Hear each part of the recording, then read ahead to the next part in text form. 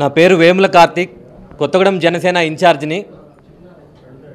గత కొన్ని సంవత్సరాలుగా కొత్తగూడెం నియోజకవర్గంలో జనసేన పార్టీ తరపున చాలా సమస్యల మీద పోరాటం జరిగింది. అయితే ఈరోజు ఇప్పుడు ఎలక్షన్స్ రావడం, అలాగే బీజేపీ జనసేన అలయన్స్లో ఇప్పుడు మనం పోటీ చేస్తూ ఉండడం, దానిలో భాగంగా అక్కడ ఏంటంటే ఒక బలమైన అభ్యర్థిని నించోబెట్టి మనం ఏంటంటే గెలిపించుకోవాలి. అంటే ఏదో పోటీ చేసామన్నట్టు కాకుండా పవన్ కళ్యాణ్ గారితో జరిగిన సుదీర్ఘ చర్చల అనంతరం ఎవరైతే బాగుంటుందని ఆలోచించినప్పుడు ప్రజారాజ్యం సమయంలో మనకి దగ్గర 39,000 ఓట్లు పడ్డాయి. ఆ ఓట్లు పడ్డంలో కీలకంగా రోల్ ప్లే చేసిన మన లక్కినేని సురేందర్ గారు అయితే బాగుంటుందని చెప్పి చర్చించి ఫైనల్గా ఒక డెసిషన్ తీసుకున్నాం.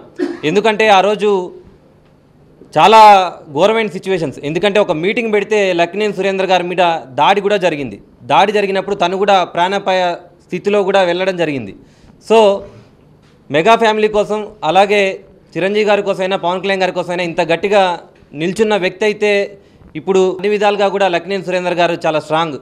సో లక్కినేని సురేందర్ గారు అయితే ఇప్పుడు మన అభ్యర్థి అయితే చాలా బాగుంటుందని చెప్పి పవన్ కళ్యాణ్ గారు చెప్పడం, అలాగే సుదీర్ఘంగా చర్చించి నెక్స్ట్ ఎలా చేయాలి ఏంటిది, నియోజకవర్గంలో తను వచ్చినప్పుడు ఎలా మనం స్ట్రాటజీ ప్లే చేద్దాం, లక్కినేని సురేందర్ గారిని ఏంటంటే ఏదో మనం నించోబెట్టాము అన్నట్టు కాకుండా ఖచ్చితంగా అసెంబ్లీలో పంపించాలి, దానికి తగ్గట్టు వ్యూహం రచించి రాబోయే రోజుల్లో ముందుకెళ్దామని చెప్పి పవన్ కళ్యాణ్ గారు తెలియజేశారు. అలాగే కొత్తగూడెం నియోజకవర్గంలో ఉండే జన సైనికులు కూడా నేను చెప్పేది ఏంటంటే జరిగిపోయింది. మనం ఇప్పుడు ఏంటంటే లక్కినేని సురేందర్ గారిని గెలిపించి ఎలాగ అసెంబ్లీకి పంపించాలనే దాని మీద మన ఆలోచన ఉండాలి.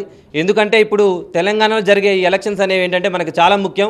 అందుకని ఈరోజు లక్కినేని సురేందర్ గారిని మన పార్టీలో ఆహ్వానించి కొత్తగూడెం జన సైనికులందరికీ కూడా నా యొక్క విజ్ఞప్తి, ఖచ్చితంగా సురేందర్ గారిని భారీ మెజారిటీతో గెలిపించాలని కోరుకుంటున్నాను.